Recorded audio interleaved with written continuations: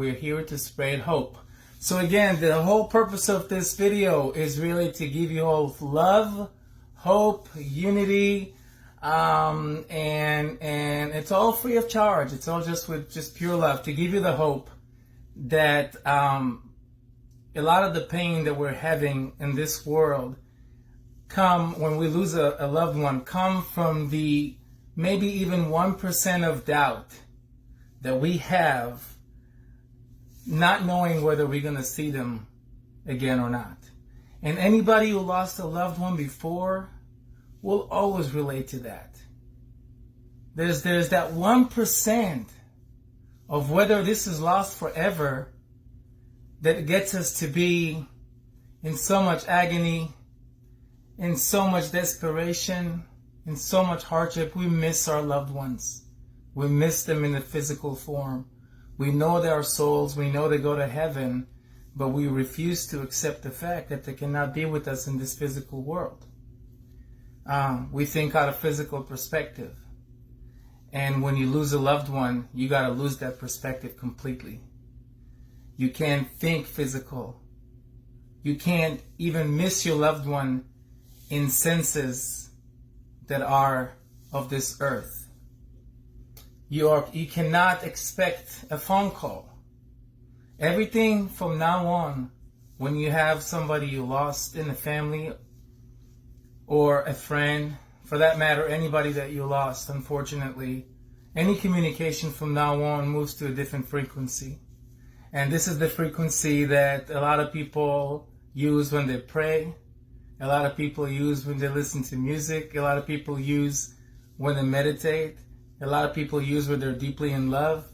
And those things money can buy, and those things that are just make us unstoppable when it comes to our feelings. And this is when our soul expresses itself more than any other part of our body. So this is the channel you first have to turn to in order to communicate with a loved one. See, the truth of the matter is that we are all mediums. It's a question of how bad we want it, how much we believe in it, and the more your soul really is convinced, because your soul knows, the more your body and your brain are convinced that this is possible to communicate with your loved ones, this little window, it's going to get bigger and bigger and bigger, and then you'll break all barriers. For example, my mother, who lost her brother to cancer in a very young age, she used to communicate with him on a daily basis in her dreams. See, these were not just the regular dreams, these were dreams of communication.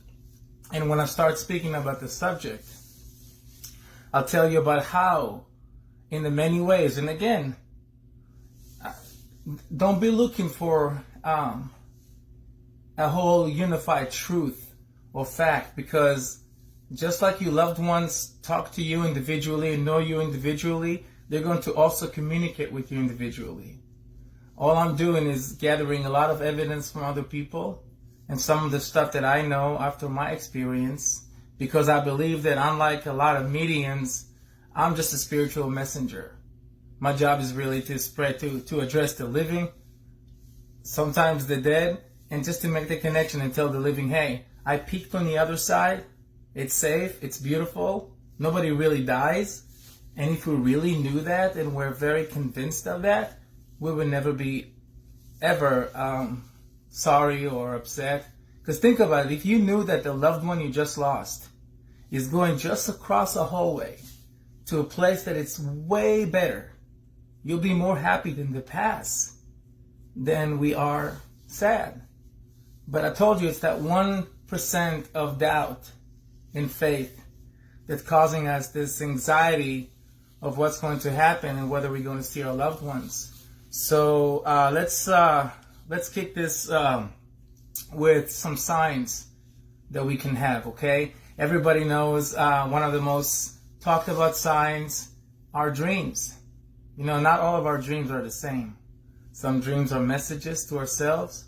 Some dreams are meant to give a message to our souls without our physical body to be aware of what's going on, because our soul needs refueling as well and rest.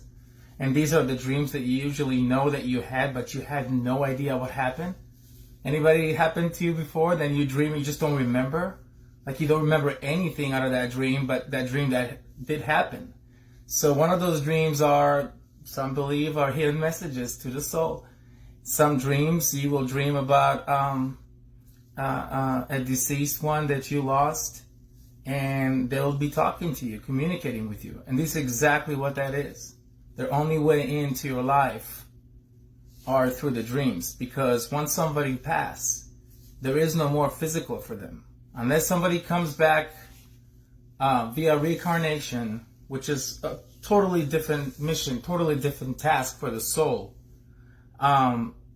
Once somebody passes, you have to find all the spiritual strength, the spiritual hope, and following that, you'll have the spiritual tools to communicate with your loved ones. I'll give you an example. Let's just say your loved ones that you lost loved a certain song. You know for a fact that that song or that musical piece or whatever meant the world to them. What you can do is play that music. Sit there, close your eyes, imagine.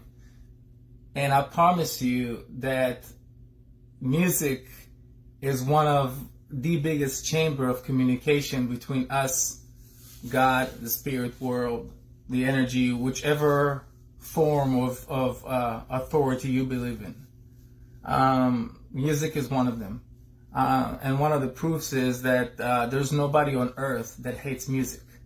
The one person, I mean, you can not like a specific type of music, but no person on earth hates music. And it's because music is something the soul uses to enlighten itself. We enjoy it. Anything we enjoy that all it takes is just you even humming or singing to yourself, you can create music. Anything like that, it's food to the soul. And hi Cassie, just got a message today. Wow. So yeah, okay, you know what, I'm going to make it a discussion because I feel like I've been giving you guys a speech. But yeah, dreams are one way. Our loved ones usually talk to us via dreams. Now, you can wake up that morning and say, hey, it was just a dream, and just forget all about that, or you can believe that this was communication. And most time, it is communication. A lost soul is not going to knock on your front door and talk to you. Help me, please. Yeah, how can I help? Bear Bennett. Yeah, how can I help?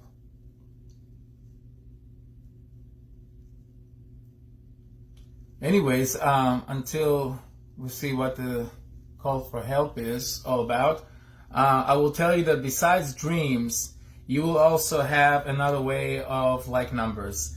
And numbers are very, very, very special way to know about loved ones. Because now, if you talk about the people who believe in mysticism, like for example, Jewish mysticism, like Kabbalah, they believe that the whole world, the whole universe was created via words, like God spoke and it happened, and the whole world is created by letters. So letters is what make, letters and numbers are what make the world like complete or structured. And when you run into some patterns of letters or some numbers, and a lot of people, when I talked to them and I did some readings, and again, it was readings always to personal friends, people that really I had a connection to, that I was able to connect with their loved ones. I don't read for money. I don't do like 10 readings, 1 free, all that stuff to me, with all the respect. And I'm speaking, this is my live, I'm speaking on my behalf. All these people, sometimes when I'll post something, you'll have people offering reading services and giving like deals, okay? Our loved ones' souls are not merchandise. Don't be doing that to people. Don't be trying to take their money, take advantage of their sadness. If you really want to help somebody because their soul needs your help, go and give help, okay? If you're in a level when you are too busy to help people and you want to charge because it takes you all your life, then fine, take donations. But that's me personally speaking. Other than that, there's just a lot of people jumping in there and almost like trying to commercialize, like, you know, dead people and people who are just trying to get some emotional help. And I'm on this group because of those people who really need that help. So yeah, if you ever do a reading, like, do it from a pure place with somebody who can read also from a pure place. That's just my recommendation. So back to what I was doing. When I was reading people every time, and it's also a number that shows up to me, 1111, or just the number 11, 33, always the same numbers and always to the same people. So we all know that when these numbers happen, somebody's trying to connect with you. Somebody's trying to connect with you. Souls cannot, they don't have the power. They're done with the physical world. They can't communicate with you. They don't have the free will limitation on them. So once they pass, they can send connections. They can give you clues. They can try to get stimulations to your own soul, so you'll be able to understand something's going on and you need to do something on a spiritual level. Because the only way, like I said, you can communicate will be to the spiritual level. So, okay, you were hit by a motorcycle. Are you someone that has contact with the other side? Well, Mindy, I'm somebody who was exposed to the other side and pretty much got my own understanding. There was visions and a lot of learning following that. And yeah, but I don't just contact, like, talk to spirits on the other side, but I just know what's going on there. You often see numbers. I'm sorry, I'm going to try to scroll this up really quick. Wow, there's a lot of comments. I often see numbers during meditation through clairvoyance. It's such, yeah. Numbers are everything. Once you know the numbers and the signs, then you'll be able to really understand what's going on. Sometimes a lot of people will confuse hunting with a loved one trying to communicate with you. Okay, just like a lot of people think they're spirits and they're evil, which there are some, but there's also loved ones who are trying to get your attention in a way that it's not trying to be scary, but that's the only way they can do it. There's no way that they communicate with us. There's supposed to be some sort of common grounds, and usually it's spirituality. You close your eyes, you think about them, you pray, and one good way to communicate, if you want your loved ones to come to you, try this. And again, it might not work, but I'm telling you, it worked for a lot of people, so don't take this advice as something holy or truth, but try this. Try to take a day where most of the day you talk nothing about your loved ones that you lost. Nothing but good things about your loved ones. Try that. The whole day, just almost like celebrate that personality, celebrate who he was or she was, and make their favorite food, and just talk about them and praise them, and listen to their favorite music. Maybe watch a movie that you knew that you used to watch. Anything like that, and you see that you will make that soul somehow make a long distance, spiritually speaking, to meet you halfway, to be grateful for you. Because the more we praise the souls that used to live on this earth with us, the more the higher themselves are getting up in the heavens. And they do the same for us. Just like our loved ones are praying for us, we are praying for them. Okay? We are still souls. Just because we are trapped in this physical body means nothing. The whole idea is to peel that body, that limitation, that physical imprisonment, and just be who we really are, which is unlimited, loving, caring souls. So make that connection. Just because people are gone, it doesn't mean they have more powers than you. They're just only released from that suffering, calling the physical body, the physical realm, the earth that we are dying in. They're no longer dying. We are dying. Death is upon all of us, not them. People who die, we tell them that they face death, but actually, in fact, in reality, they face life. They face life, or we're still facing death. But once you're not scared of death, you know it's just a little door you open and you go to a much better place. You'll have a different perspective about death. As sad as it is, know that anybody who's gone from here, anything that has to do with any kind of hardship is gone with that. They're free souls. They're happy. They're at peace. Peace that you will never be able to understand. Peace that only happened to some people who had a near-death experience, like myself. Peace that is just unexplainable. And if that's what happens when we die, I'm not any more worried about any of my loved ones that I actually envy them. without sounding like it's, like I want to be done in this world. But yeah, this is the peace. So they are in a lot of peace. When people say rest in peace, they know exactly what they're talking about. They're going to rest and they're going to be in peace. Souls in heaven praying, that's a great concept. Yeah, souls in heaven are praying for you. Oh yeah, sometimes you sometimes realize that when you lose a loved one, your life will turn around, and you'll see it as motivation to kind of move on and be strong. But the people who love you, who pray for you, imagine that you lost your dad or mom, God forbid. And your mom and dad, they love you so much with everything they have on this earth. They're going to make you a sandwich for school. They're going to get you dressed when you're a baby. They're going to change diapers. They're going to take care of you, put you through college, give you unconditional love. The same mom and dad pass, and they are in a place there by God, angels, energy, whatever you want to call it. And these same mom and dad are gone. They see you struggling on earth with bills, with kids, with whatever. Don't you think they're going to say a prayer for you? Don't you think they're going to do something spiritually to get you safe, to get you going, to get you successful? Absolutely. It's a give and take. All they do, but they can be physical, we can be spiritual. We got to meet halfway. We can't just turn invisible and cross to heaven, sit on the bench with our grandpa, grandma, and have a coffee and come back. So all you can do is meet them halfway. Obviously, they cannot take a physical form on them and come back. And a lot of people use mediums, but like I tell people, I'm not trying to hurt the medium business out there, but I want to tell people that we are all part of one soul. We are all one energy. We are all in the image of God. There's no human that is more special than the other. You want to make yourself special, you want to make yourself spiritual, just live that life. Believe that. Just let your soul thrive. Don't let your body thrive. Some people worship their body. They spend millions of dollars on houses and cars and clothes and everything.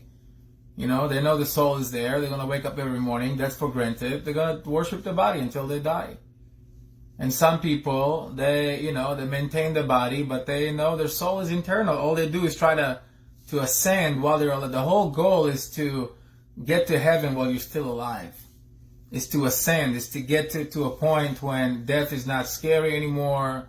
You are no longer asking questions. You're just sitting like me, constantly answering answers. And I know, unfortunately, to me, it had to be a near-death experience to get all that stuff and change. But once I changed, I was like, my job is to spread the word. My job is to wake people up. So, if I go to a political group and tell my stories, they'll call me crazy. If I go to my personal Facebook page, some people call me crazy. But I'll talk to you guys, and a lot of you, I'm sure, are here because you need something to hang into. You need something, you want more, you want answers, you want to explore. You're not just here to kill time. You're not here to date. So a lot of people are here because they really need the companionship, the spiritual companionship. It's important. A loss is not easy. A loss can devastate people's life, and I know it. A loss definitely changes your life. But as much as a loss changes your life, you can change your whole life too following the loss. You can be way more spiritual. You can understand how fragile life can be, and you can finally maybe live a life of a meaning, knowing that now you're going to earn your ticket to whichever's coming next. So I don't mind to get into religion. But by doing that, some people unfortunately can get that offended. A lot of people cannot relate. I want to believe that religion, it's a personal thing. You can believe in whatever. I'm here to be a consensus, to say, hey, doesn't matter what religion you're at. Let's just believe that there is no death. Now, as far as heaven and hell, I don't know, stages of consciousness. I do believe, like, if you ask me, okay, since you ask, I'm going to answer. I don't like to not answer because people are here to know about everything without getting into religion, okay? And I'm not trying to. But to me personally, heaven and hell are two stages of consciousness. I do believe in a grand cosmic balance. Everything is balanced in this universe for that to even function. So when everything is balanced, then yeah, for good you also have evil. For reward you'll have punishment. I mean, it's just a system that has to have it in order to exist, especially spiritually. Now, heaven and hell, I don't know. I mean, many religions made it so graphic and so horrific and so scary, and for some people it's so amazing, and only certain people can go. I don't believe in that. I believe that once you're a decent human being, once you have a good, pure soul, it doesn't matter who you are. It doesn't, the way you live here or you worship here, the way you want to connect to your soul is your own way. As long as you don't hurt anybody else, you don't do anything that is contradicting to spirituality, you don't have nothing to worry about. So as far as if there is heaven and hell, I don't know, possibly consciousness stages. There's nothing physical. A lot of the time when we think heaven, hell, we think them in physical terms. Oh, I'm going to get burned, it's going to burn, I'm going to get... It's nothing like that, I don't think. It's just stages of consciousness. It's something that I can't describe because I haven't been there. My dad died of a broken heart March 26 last year. He has been coming for me in dreams. What does he want to tell our family? Okay, wow, what a beautiful... Tracy, thank you so much for this subject and for your question. And I'm going to answer you, again, my opinion to the best of my ability and my knowledge that I acquired. So, your dad unfortunately passed away from broken heart. See, guys, the medical term, it's not even a medical term, dying from broken heart, is sometimes... a soul, a certain soul, cannot do with the other soul so bad that soul itself is able to just depart, to just almost decide its time. And that's usually when you have a very strong love story, something like a twin flame relationship. If you guys are familiar with when the people are, some people call them soulmates, some twin flame, when people are very... Their soul is tied up together, and one is gone. Okay, the other one will go follow, either the same day or a few days after. And the terminology is broken heart, but it's pretty much the soul saying, if my half is gone, there's no point for me to live. I never heard of somebody who got a broken heart because their mechanic died. They didn't die from broken heart. It's usually somebody, usually a couple. And have to be like people who've been married all their life, 60, 70 years, 50 years, I don't know. Twin flame, soulmates, and that's possible. Why does he come to you in your dreams? Probably to tell you something like what I told you. Hey, don't be mad at me for being gone. I'm reading, guessing, don't be mad at me for being gone. I was just, I was just trying to be with her. And that's all I did. So if my death was unexplained, this is why. That's what I believe. So you can take it anywhere you want, but I'm sure you can find the answer better than me or anybody else, because he came to your dream, Tracy. He came to your dream. Your mom is still with you. Well, he came from broken heart. So whichever broken heart, whichever caused him broken heart, that's why he's gone. I believe that you make your own hell. Yeah, exactly. Hell can be, and again, it's a stage of consciousness. It can be guilt. You can be dead and just feel guilty. Who knows? Twin flame, we're one. I feel not, but yeah, twin flames are one souls. One is the masculine version of that soul. One is the feminine version. At one point, they were scattered from one soul to two, and they have to reunite, and usually they're lucky enough to reunite as physical bodies, and in most cases they also become lovers or in a relationship, to make it very smooth. So, but anyways, back to what I was saying. So the signs, like I said, numbers, we have dreams, you have also some messages. Okay, Cassie, I want to read yours for a second. My brother communicates in dreams or songs in the radio or songs in my head. See, Cassie, I don't know if you were here earlier, but I was talking about songs. People don't realize, like, songs, and I'm going to get religion into that. So, okay, there is a religion, spoiling alert. Songs are something that, if you believe in religion, like angels, like when they wear some angels, some type of angels, like the very most powerful ones, they are just around God, and their job is to praise Him with songs constantly. Okay, angels, usually you'll see them playing, I forgot the name of the instrument, with the strings. Music always makes people happy. Nobody hates music. Music can get you in a state of tears of happiness and tears of sadness. Music can bring up memories. Music is a very good tool for the song. If you just don't look at it as music, it's not just like a good time tool. Music is a lot of people can meditate. A lot of people can get outside their body literally just because of music. So the sign I got today was one of his favorite songs from the 90s, specific to him. So I know it was me and telling me, yeah, exactly. So you summed it all up. You summed it all up, Cassie. The whole subject of this is way to communicate, and he communicated through music. So that's exactly what the goal is to play. And if you play the deceased one's favorite music, that usually will cause you and them to be completely spiritually satisfied, and following up by a message of connection. So you also give a specific message to tell these that. Yeah. That's beautiful. That's beautiful to know. So guys, it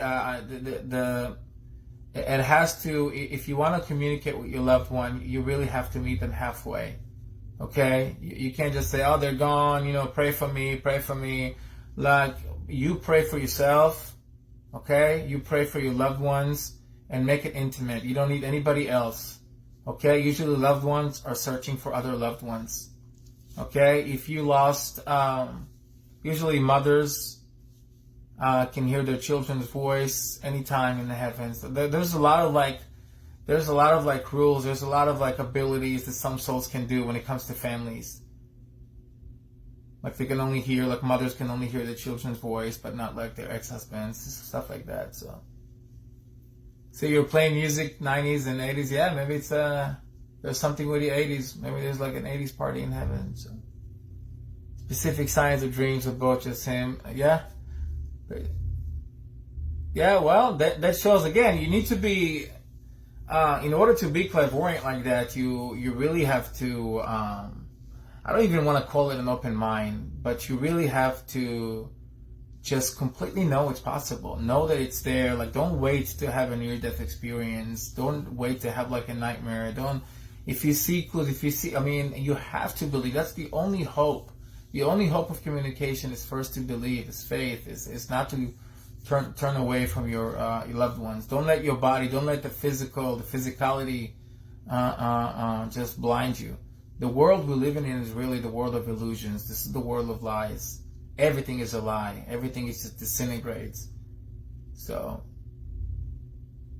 yeah, you have to listen. You have to listen. And if you want to seek, they meet you halfway as well. I get them a lot in dreams as well. I'll dream. Sometimes I'll just get like last time I met this lady and she was so kind, and I was talking to her and I met her in the pool, and she all of a sudden talked about the fact that she lost her husband a few months ago, and I just kind of stared at the ceiling, and all of a sudden her husband was just dancing and singing jazz music and playing jazz music, and then I went to her and I was like, "Your husband do anything music and anything like that?" I just feel like he's talking to me through music. And she said that he was a dancer and he was all into music and they used to dance together and all that stuff. So yeah, I was able to read her like that. And it's just about, believing. It's like deep meditation to communicate with the other side. It's not that, really. We don't need to do anything that it's ceremonial to connect. And I'll explain you why. The soul has its own language, okay? If you love somebody, for example, you love somebody, you broke up with your fiance, girlfriend, whatnot, you have a broken heart, you can sit somewhere and just have conversations with yourself. You'll talk to God, your heart will break, your heart will ache,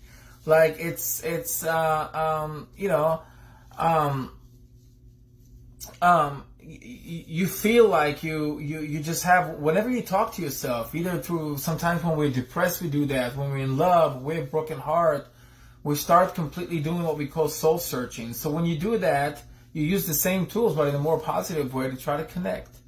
So it's not really meditation, because what are we trying to do? We're not connecting with aliens. We're trying to connect with our own loved ones, soul to soul. what's in between? Let's think about it. The physicality, the physical body.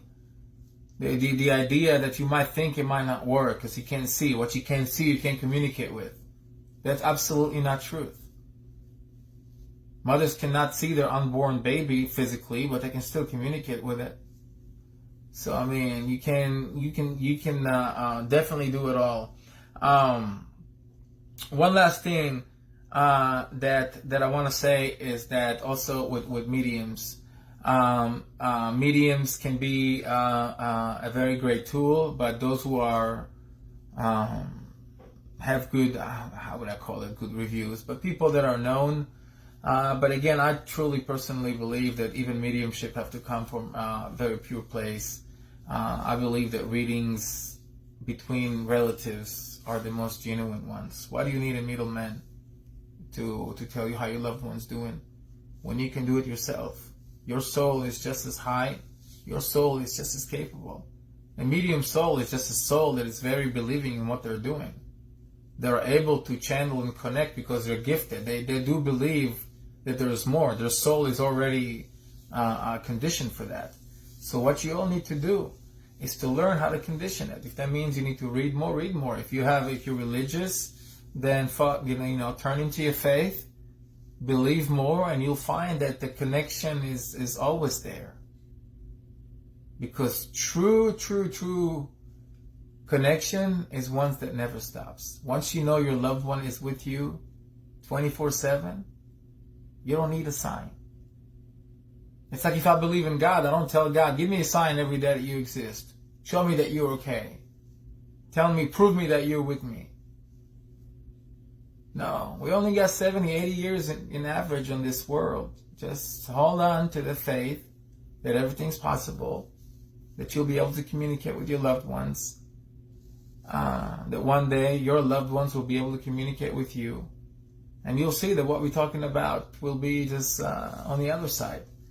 So this is it for tonight. Thank you everybody for watching.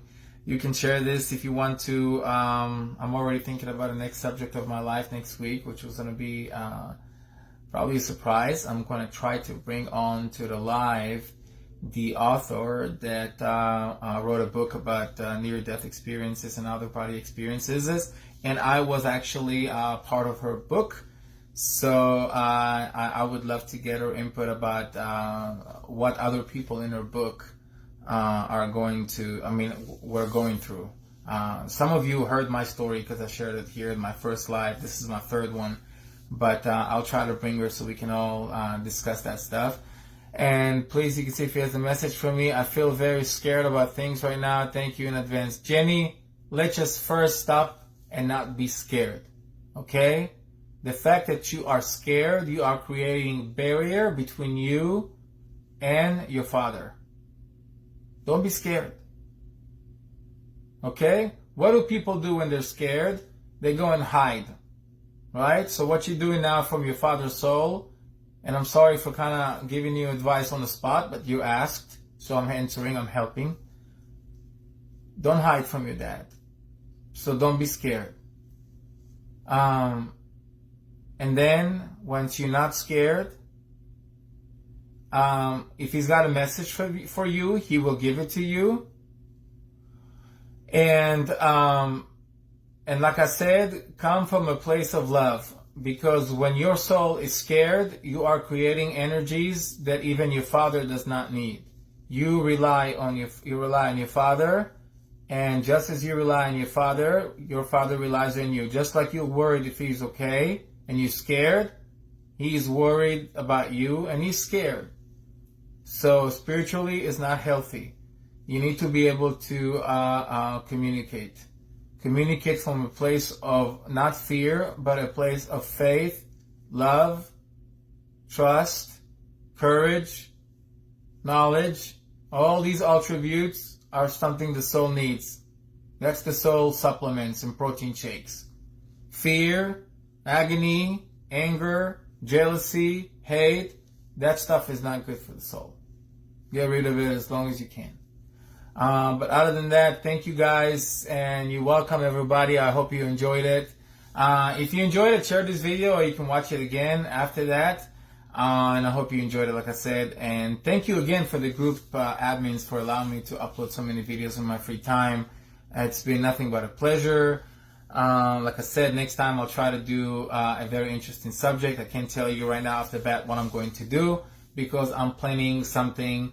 And your feedback is really appreciated. If you ever want me to talk about a subject, again, my perspective, my knowledge, my research, and my experience. I'm not trying to shove any kind of new truth into nobody's throats. You can take what I'm saying, or you can take bits and pieces of what I'm saying and apply it to your own agenda, because in